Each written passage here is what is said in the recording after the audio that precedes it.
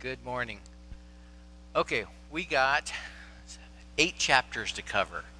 Okay, so I'd rather get into it, get talking faster, and let's get through the important stuff. We're not going to read the entire 8 chapters. That was your homework. I hope you did your homework. Okay, can't say the dog ate it. All right, so where are we at right now? The Israelites have pretty much taken over. They have gone through the center of the Canaanite land, the promised land. They have gone to the south and conquered that, and then they moved to the north and conquered that. But if you have read these chapters, you'll understand that they didn't conquer everything. Okay, there are still places there that they have not been into and taken. But because they've taken almost all of it, it's considered as conquered. Now, this is going to have ramifications later on in their history, as we all know, because God had told them to wipe out these people because of the influence. He knew that they were going to be influenced by the people that were already there. Now, do you remember how they were going to be influenced? What the bad part of that was? Idol worship. Okay? So what happens when you move into an area? What happens when an Alaskan kid graduates high school and goes down to the lower 48 and goes to college down there?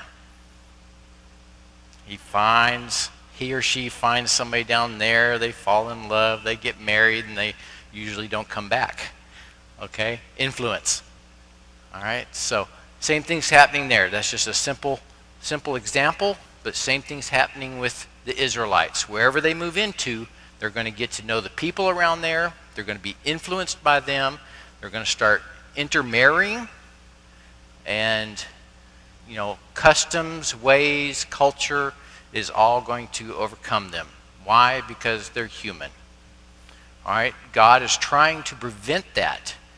He's saying, you are my chosen people. I don't want these influences on you, so here's what you're going to do. All right, so let's see here. I like that. In verse 1, now Joshua was old and advanced in years, and the Lord said to him, you are old and advanced in years, and there remains yet very much land to possess. Okay, and he lists what land there is to possess. They still have to go out and do it.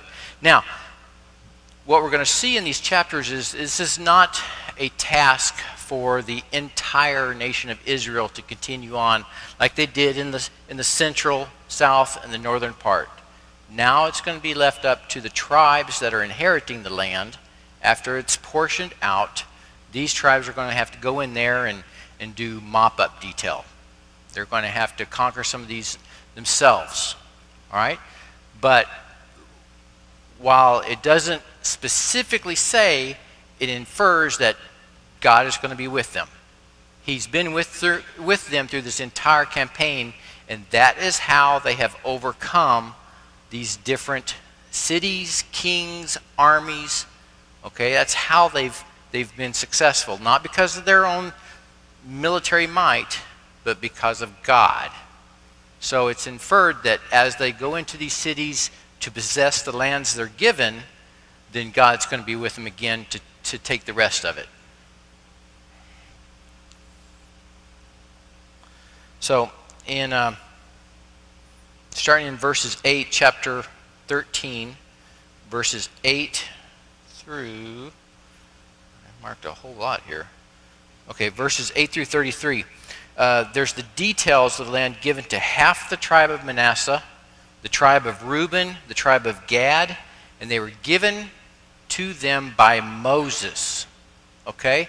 What they're rewriting here to remind us is that land was given to these 2.5 tribes by Moses. That was done before they crossed the Jordan River. So if it was given by Moses, it was actually done before he even died.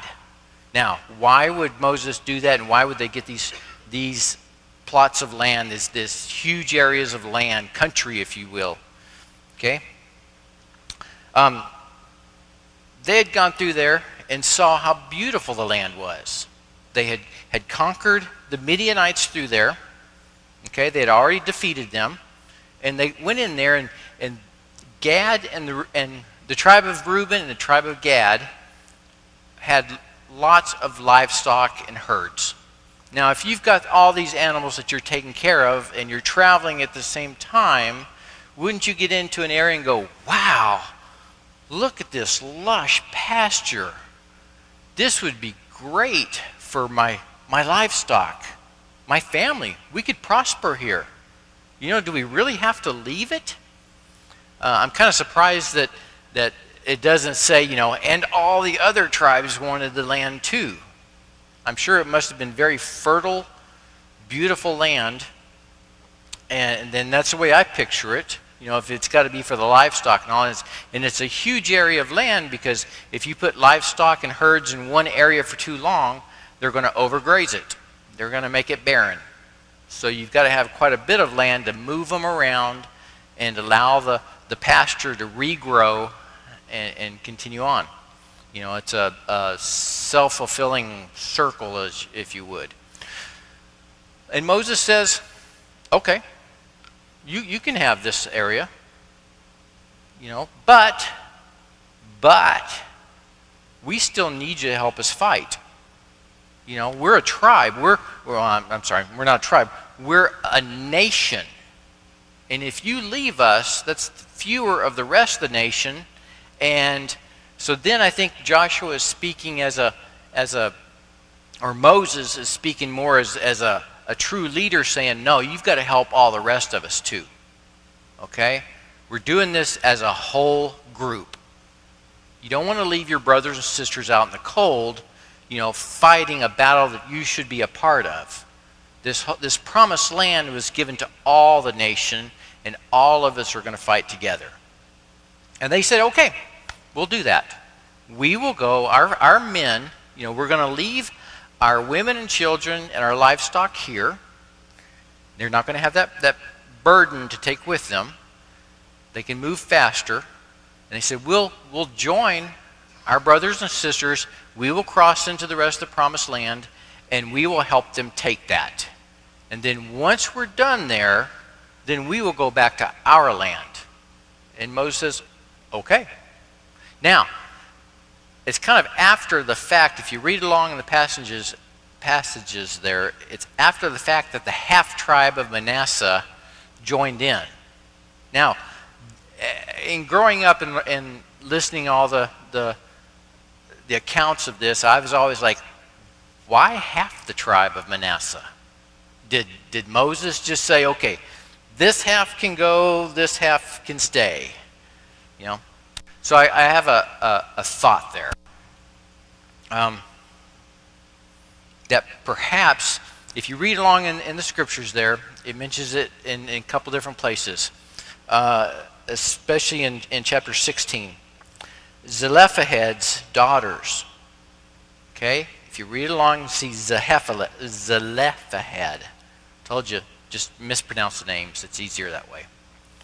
Okay, his daughters come and say, our father died while we were out in the desert. But he was not one of those that was against God going into the promised land. But he suffered the same consequences as all the others. He died in the wilderness, and we're left here. He had no sons. There's nobody to take care of us but ourselves. And because our father remained faithful to God, we should get an inheritance of the land also. And he says, he takes it before God. He says, God, what should I do here? And God finds it a good thing. He says, yes, they need a portion of the land also, so give them. Now, I have to look at it every time I say it. Zelophehad was of the tribe of Manasseh. Okay? Now I'm telling you, this is only opinion. Okay? We try and bring out everything in here and make us think a little bit. This is my opinion. Because they were of the tribe of Manasseh, they had to have family, extended family out there. So part of the tribe of Manasseh decided to stay there, or take up the land in that first part of the country that they had conquered over the Midianites. All right? Now, put yourself in their place as we're reading through these, as you're reading through these. What would you do? Why did they do this? All right? As we get into chapter 14, verse 1 there, we start seeing more about Eleazar the priest. Now, who was Eleazar? Does everybody remember? He was the son of Aaron. Aaron is no longer there. He passed before they ever got to the Jordan. Okay, but he's got 4 sons. Eleazar is son number 3. What happened to son number 1 and 2? Strange fire. Nadab and Abihu. They brought strange fire before God, and God was displeased and struck them dead. Okay? So, out of 4 sons, 2 of them are now dead, 2 left. Eleazar is a priest. His younger brother is also, let's see, and I didn't put that name on there. It starts with an I. Okay, teacher forgot. His younger brother, son number 4, is also a priest. Okay? We see more of Eleazar here because now he's playing an even bigger part. Now, the first part of Joshua was about going to war, crossing the Jordan and going to war. So we saw a lot more of Joshua in there because Joshua was a warrior, okay, a warrior leader. He's strategizing, he's telling the men where to go, he's leading them into battle. But now that that's done, we see more of Eleazar because they're about to portion off the land that they've conquered. Do you remember how they did that? Lots. You know, every time I say that, I always think my mind goes to throwing the dice. Okay? Well, Eleazar, as the priest, would have the Urim and Thummim, and that was believed to be used as part of the casting of lots to see what God's will was. Okay? So as a priest, he is now playing a very important part of that.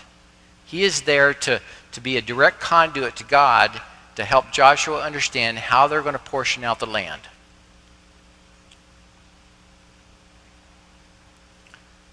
As we go further down to verse 6, we get to something really interesting. Caleb. Okay? I'm going to read just a little bit of it here. Then the people of Judah came to Joshua at Gilgal, and Caleb, the son of Jephunneh the Kenizzite, said to him, "You know what the Lord said to Moses, the man of God, in Kadesh Barnea, concerning you and me." Okay, he's talking to Joshua. Remember the 2 of us? All right, something special there, a special relationship. Do you remember who Caleb was?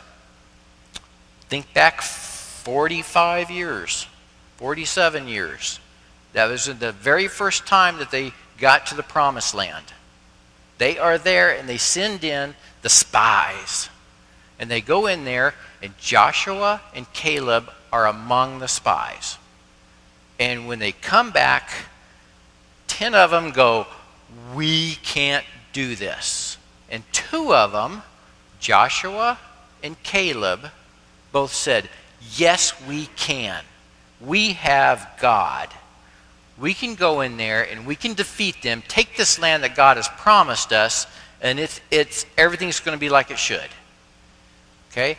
But because of the other 10 taking that doubt, spreading it through the Israelite camp, making them all starting to doubt. Okay? How easy is it in your life to doubt? Doubt yourself? Doubt other people? Doesn't that kind of, like a virus, just infect you and affect what you're going to do? We so much take in the negative things so easily, but the positive things we kind of hold at arm's length many times. Well, that's exactly what happened to them the first time as they're standing there at the promised land. That doubt gets in there and infects them, and because of that, God is angry and sends them off on their journey in the desert for 40 years.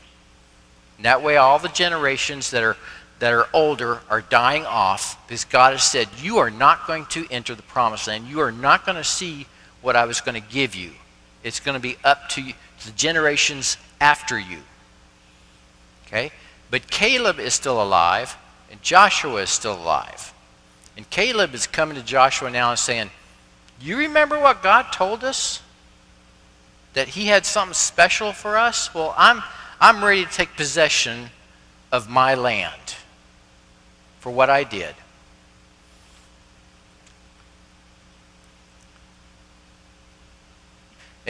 In verse 9 there. And Moses swore on that day, saying, surely the land on which your foot has trodden shall be an inheritance for you and your children forever, because you have wholly followed the Lord my God.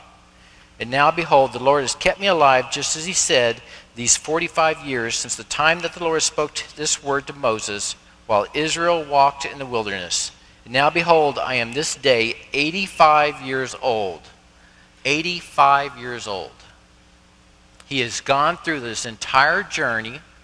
I'm sure that he has been among the battles there. Because we see the very next verse in 11. I am still as strong today as I was in the day that Moses sent me. My strength now as my strength was then, for war and for going and coming. It means he's just as strong as he was before. Can you imagine having the strength of when you were 40? That would be awesome. That'd be wonderful. That ain't me, though. I'm not even near there. But what I really like is even after that, because he says something that's very important to him that I think he has been holding on to for 45, 47 years. So now, give me this hill country of which the Lord spoke on that day, for you heard on that day how the Anakim were there, with great fortified cities. The Anakim, that was the reason the 10 spies were so doubtful. The Anakim were supposedly people of great stature, great size. Okay, it doesn't allude much more to that. There's all kinds of, if you read a lot, people will connect them to the Nephilim. I've heard them connected to Goliath. But we don't know anything definite there, so we're not going to go there. They were people of great size, and the spies were afraid of them. All right, if you went in thinking about how you were going to make war to a place, and you saw people that were huge, okay, let's say 7 feet tall. All right, we have people in the world that are 7 feet tall. A lot of the basketball players we see. All right. Back then, if you saw a person that was 7 foot tall and they had fortified cities, you might get scared. If you were doubting yourself, if you were doubting God. Okay? And that has worked on Caleb. That's what I get out of this verse. Caleb has remembered that. Because of that doubt that they got from the Anakim, Caleb has kept that in his mind. It may be that the Lord will be with me, and I shall drive them out just as the Lord said. Then Joshua blessed him, and he gave Hebron to Caleb the son of Jephunneh for the inheritance. Therefore Hebron became the inheritance of Caleb the son of Jephunneh the Kenizzite to this day, because he wholly followed the Lord, the God of Israel. Now the name of Hebron formerly, in the past, was Kiriath Arba. Arba was the greatest man among the Anakim, and the land had rest from war. What that tells me is Caleb went in there and conquered them. He finally defeated the thing that scared the Israelites. Why? Because Caleb was not afraid. He had no doubt that his God was going to be with him. Did they not just go through so many battles, and God allowed them to defeat larger enemies? Do you remember in previous chapters that word horde? That there was a horde of people when the horses and the chariots are coming, from the rise or from the horizon there.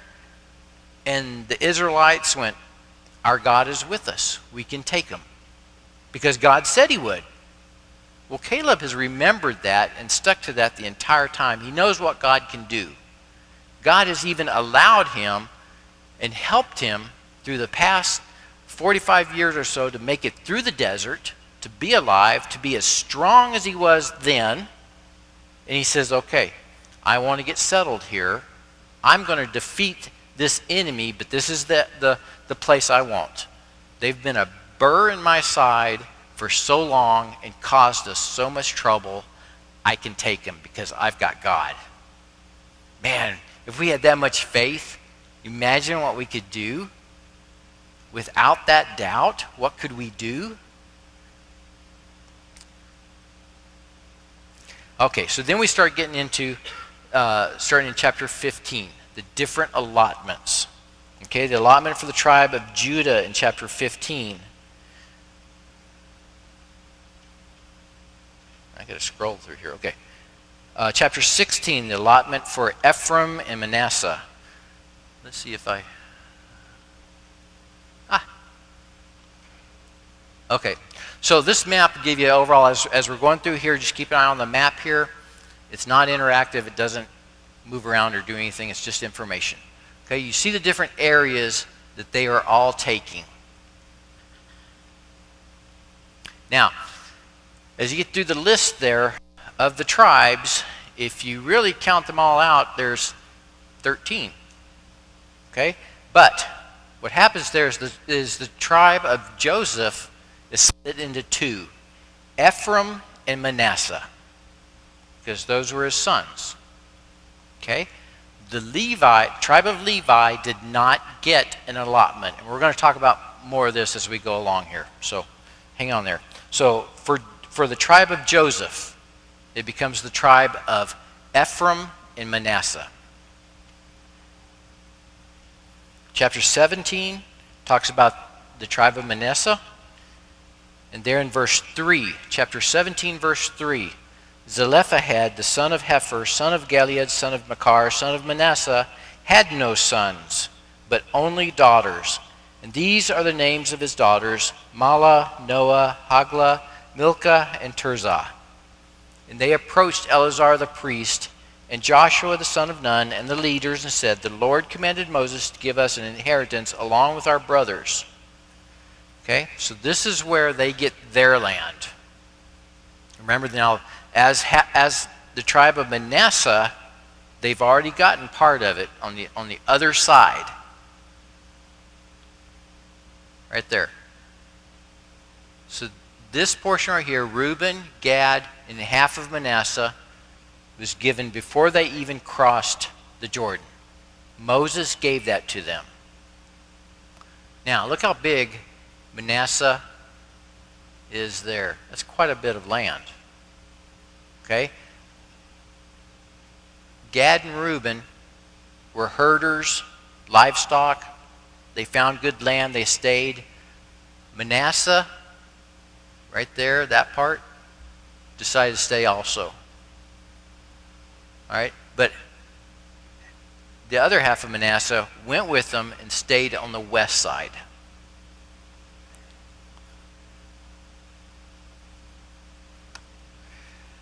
But then they complained a little bit. The tribe of Joseph said, the hill country is not enough for us. What are the Israelites really good at? Complaining. Okay, what are we really good at? Complaining. It's too hot, it's too cold, I'm too uncomfortable, I don't like this, I want more. Okay, those are things that we would hope we'd outgrow as children as we get older, but reality is many of us don't. All right, let's just be honest there. So already, as they're apportioning the land, they are complaining. They've just been carried through battle. They've just been supported by God. He's blessed them. He's given them everything. I mean, you got to imagine even, remember the spoils of the cities that they conquered? When it was not designated to be given to God, the people of Israel got it. The soldiers that went through there. And that went to their families and to the rest of the tribe. All right? So they had wealth. What now? Money was not important at that time. Commerce was not done with money and coins. What was it done in? You were usually trading. You were bartering. Okay? So if you had land, if you had livestock, and you had family, you were considered rich. And the richer you were, the more wealthy you were, usually the larger your family, because you could support them. All right? So right now they're gathering up land. They've already got the material goods, from the plunder from where the cities they've conquered. Didn't have to go in and pay for the land and set up and start building and pay for the materials and the labor and everything else. They're doing that themselves. Okay, Joshua said to the house of Joseph, to Ephraim and Manasseh, you are a numerous people and have great power. You shall not have one allotment only, but the hill country shall be yours, for though it is a forest, you shall clear it and possess it to its furthest borders, for you shall drive out the Canaanites, though they have chariots of iron, and though they are strong. Those very last verses I read show that not everything had been conquered. He's telling them, you can have the hill country too. There's forest there. Okay? Now what that means is there's resources. All right? You can go in there and you're going to take care of the Canaanites that are left there. And then you have it all. Okay, Ephraim right there. Rest of Manasseh right here.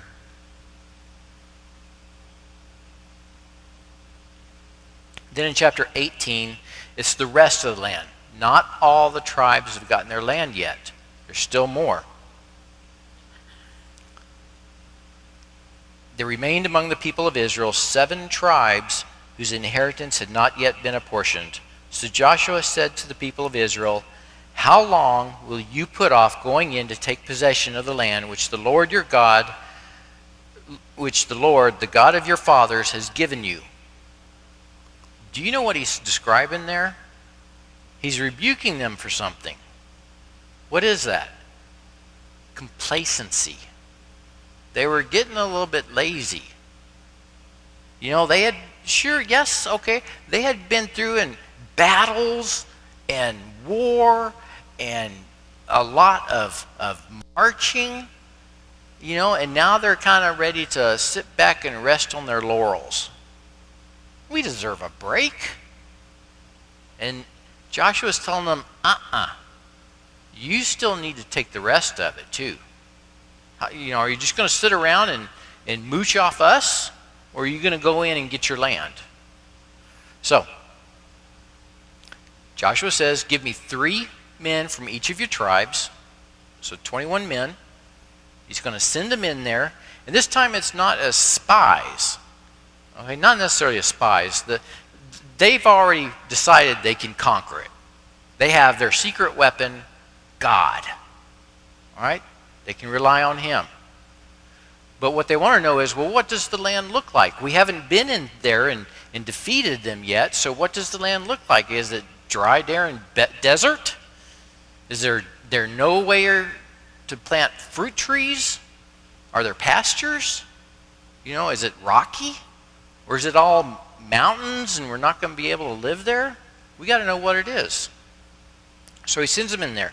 So the men arose and went, and Joshua charged those who went to write the description of the land, saying, go up and down in the land and write a description and return to me, and I will cast lots for you here before the Lord in Shiloh. So the men went and passed up and down in the land and wrote in a book a description of it by towns in 7 divisions. Now, that has a special meaning to me. What they're doing is actually described as my job. Surveying. They're surveying. They're going up and down and going, okay, over here to the east, there's mountains. And they're pretty high mountains. These guys are writing things in detail. They're taking notes as they travel along. They're probably saying, we traveled for 1 day's worth. All right, and the estimate 1 day could be 15 miles, could be 20, depending on how fast they go. And they're writing down what they see. They're kind of making a map of everything there to bring back, because they've still got to apportion it out. Then they came to Joshua to the camp at Shiloh. Now, if you go from one verse to another, you think, wow, that was fast. Now, realize that it took time for them to travel around and do all this. Okay? It doesn't say they were on horses. They're certainly not in a car or an airplane. They're doing it by foot. And writing everything down that they see. And there Joshua apportioned the land to the people of Israel, to each his portion. Okay, and then starting in verse 11, it's the inheritance for Benjamin. Right there. Right in the center. Okay, from here to the end of chapter 19, they're portioning it out to each tribe. Okay, the inheritance for Simeon. We see that in the center there of Judah, the lower portion. Inheritance for Zebulun, right there. So that's quite a distance that they have had to look around and say, okay, this is what it looks like. This is where it's at. Verse 17, the inheritance for Issachar. Verse 24, the inheritance for Asher. And verse 32, the inheritance for Naphtali. Now, I have a special affinity for Naphtali. Why? Because that's my granddaughter's name. I wanted to put a picture up there, but I finally stopped, okay? I thought that might be too much. Okay, then in verse 49, the inheritance for Joshua. Now, this is not the tribe of Joshua. This is for Joshua himself. Okay? Just a quick recap. Joshua, who has been with them since they left Egypt, who has been a warrior for them to defeat the Amorites as they went through the land. He has been there to help them strategize, to protect them, to be the assistant to Moses. That even when Moses was going to the mountain to speak with God, Joshua was there to support him. He was Moses' right-hand man. And through all this, God has a plan that someday Joshua, through all this experience, is going to be the leader of the people. All right? And that's what he brings them to. That's his goal there in life, is to serve the Israelite nation. Okay, we see that after Moses passes, Joshua takes over. He's put into place. And from the verses I've read, he does an amazing job. I really don't see any blunders there in the transfer of power, because he's got God with him. God has even said, I am going to make you famous through the land. They are going to know your name. Okay? They are going to fear you. When they hear the name Joshua, your enemies are going to fear you. When they had finished distributing the several territories of the land as inheritances, the people of Israel gave an inheritance among them to Joshua the son of Nun. By command of the Lord, they gave him the city that he asked, Timnath-Serah, in the hill country of Ephraim. Okay, Ephraim, right there in the center.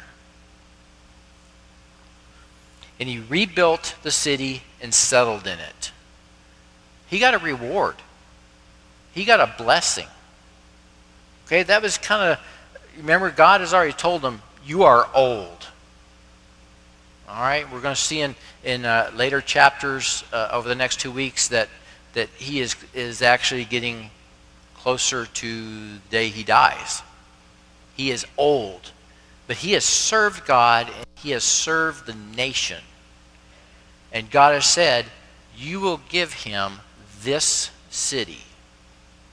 You know, I got to believe that city was probably beautiful. I'm sure it's not one of those that they crushed and destroyed, but it was left intact. And Joshua gets it as his own. You know, why? God wanted to take care of him. God loved him for what he did, because Joshua was faithful. At no point in here did I ever see a conflict between Joshua and God. Joshua always brought everything to God. He trusted God. He talked to God. He did everything that God wanted him to do. I wish I could be that strong in my following the Lord. Uh-oh. Okay, there we are. Even in my everyday life, how many times do we blunder and fall and get picked back up and keep going, which we should?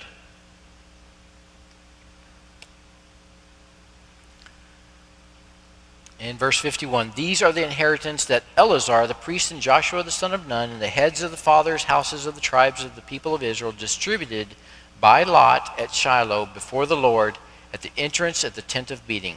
So they finished dividing the land. Done. Okay? Well, we know it's not the whole rest of it, is it? There's always more. Okay? But the big part is done. They have conquered the land. All right? If we had to throw out a percentage there today and analyze it, they're probably like 85% done. But according to this verse, done. Okay? Now it's up to the rest of the people as they go in and take their land, that they're going to defeat the pockets that are left there, the people that ran off and hid, those that are going to rebel. They've got to finish the job when they go in. In chapter 20, it's the cities of refuge. And that's what kept popping up. The cities of refuge. Now, before all of this, it was customary, not necessarily right, but customary, to have blood vengeance. Somebody killed your brother, you were going to take vengeance on them. You were going to make them pay. And at that time, because you might follow them for days or weeks, you always had it on your mind that you had to repay this blood for blood. They killed a relative, so you're going to kill them. All right? So, cities of refuge. God had already told Moses that you're going to set up cities of refuge. They had set up 3 on the east side: Bezer, Ramoth, Golan. All right, now what were these cities? Okay, verse 1. Then the Lord said to Joshua, say to the people of Israel, appoint the cities of refuge of which I spoke to you through Moses. In Numbers chapter 35, that's where you'll find all this. Numbers 35, write that down. You can add it to your homework. That the manslayer who strikes any person without intent or unknowingly may flee there. Now that's the key. All right, we'll talk more about this. Without intent or unknowingly. Does that happen today? Yes. Okay, we see court cases of that very same thing. Somebody hits somebody in a car accident and kills them. They didn't mean to. There was no intent there. All right? But they've killed somebody. How many times do we see a child darting out in the street and gets run over and killed? Did that driver mean to do that? No, it was an accident. But back then, the father would pursue that person to kill them because they killed their child.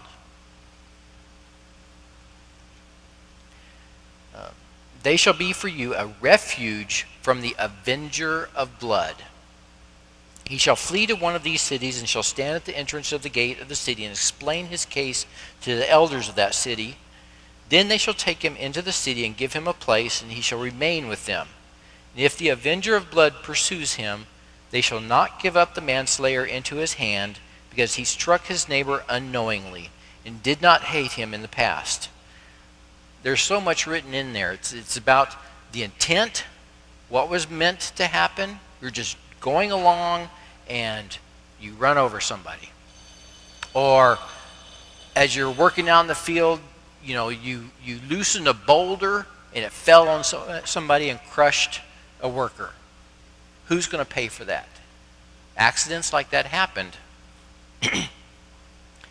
And he shall remain in that city until he has stood before the congregation for judgment, until the death of him who is high priest at the time. Then the manslayer may return to his own town, in his own home, to the town from which he fled. Amnesty. That's what it's talking about.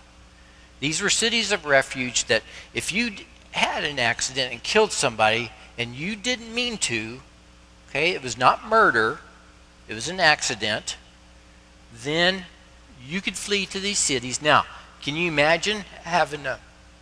I'm going to get the hang of this yet. Okay. All right, we'll keep it there. Hebron to Shechem. Somewhere in there, say you're in the middle, you've got to make it to that city of refuge to be safe. Otherwise, you're going to be looking behind your shoulder every day to see if somebody's coming to kill you because of something that you didn't mean to do. It was an accident. All right? Once he gets there, he presents himself to the elders. Now, if you remember at the gates of the city, that's where the elders would be. They would hold court there. They would make judgments there. All right? They would make decisions there.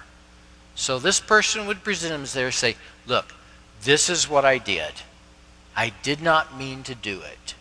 They would say, okay, come in. We have a place for you here. And that person would have to live there. I'm sure they have to find some kind of work or business or something to support themselves, but they had a safe place to stay. If they stayed within those walls, they were safe. If they left that city, what do you think might happen? How many Avengers do you think might be camped out around there, waiting for that day for that person to step out and they kill them? You know, that's where my thoughts go to. All right. But as long as that person stays in the city, he is safe until, okay, it has conditions there. And he shall remain in that city until he has stood before the congregation for judgment. Okay, he stood before the elders, he proclaimed himself. They said, yes, we see that that was an accident. We proclaim that you did not do this on purpose. Okay, so now he's got to stay there. He's safe, but he's probably thinking, I would really like to go home. I left my family, my wife, my children. You know, they're having to take care of the livestock, the herds. They're having to support themselves. I would really like to get back home and take up my responsibilities. Well, he had a way to do that. Until the death of him who is high priest at the time. So when that person entered the city, whoever was the high priest there, when they passed, amnesty came on to those that were within the city, and they could return home. Okay? Now, I gotta think that they've got some paper, I would hope, or something going, look, they gave me amnesty. According to the law, you can't touch me. I've paid for what I did. It was an accident, and I've served my time in the city, but now I can go home.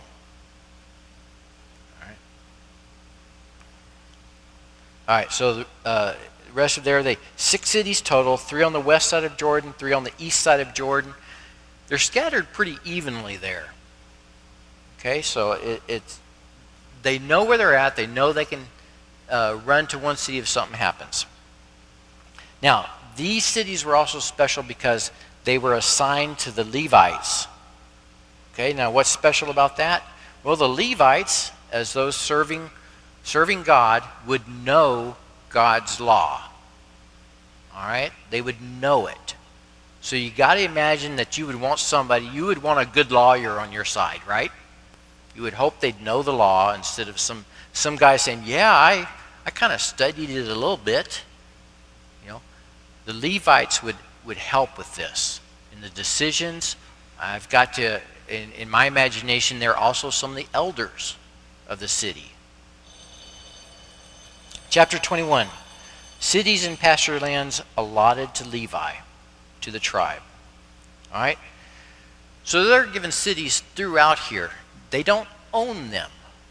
They're assigned them. It's like, this is where you can live. All right, they're interspersed throughout the whole territory of Israel to serve the people, to serve God, but they also have to have places to support themselves. I mean, it's not like they just show up and say, okay, pay me. They need to have pasture land for themselves, for their animals. They've got to be taken care of as well. Let's see, okay. So, the cities of the Levites, 48. 6 of them are the refuge cities. So they were given an additional 42 cities to live in. They did not own those cities. They were to be there. They were to live there. They were assigned to them. These cities each had its pasture lands around it. So it was with all these cities. So the Lord gave to Israel all the land that he swore to give to their fathers, and they took possession of it, and they settled there. And the Lord gave them rest on every side, just as he had sworn to their fathers. Not one of all their enemies had withstood them, for the Lord had given all their enemies into their hands. Not one word of all the good promises that the Lord has made to the house of Israel had failed. All came to pass. God's promise has been fulfilled. That original promise from way back, okay? The promised land. It's theirs now. Okay, next week, chapter 22. We only have 2 lessons left. That's your homework next week, chapter 22. Thank you.